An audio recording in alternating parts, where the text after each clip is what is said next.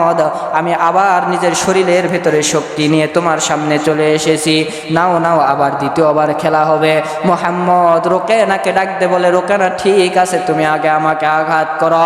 বিশ্বনবীর শরীরের ভেতরে রোকেনা যখন হাতটা দিয়েছে, রোকেনার হাতটা বিশ্বনবী ডান হাত ধরিয়া এমন একটা আছাড় মেরে রোকেনাকে জমিনে ফালাইছে, রোকেনা জমিনে কাঠ হয়ে পড়ে গেছে।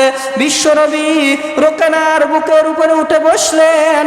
রোকেনা ডাক দে বলে, মুহাম্মদ তাড়াতাড়ি নামো, তাড়াতাড়ি নামো, তুমি যদি আর 2 মিনিট আমার বুকের উপরে থাকো তাহলে তোমার শরীরে আমার আল্লাহ এমন ওজন দান করেছে, তোমার শরীরের ওজনে আমি রোকেনা জমিনের সাথে মিশে চলে যাইতে পারি। আল্লাহু আকবার বলে। দ্বিতীয়বার রোকেনা আবার ঠকে গেল। রোকেনা ডাক দে বলে, মুহাম্মদ এখনো আমার বিশ্বাস হচ্ছে না তুমি আমাকে ঠকাইতে পারো, এরকম রোগা পাতলা শরীর আমাকে ঠকাই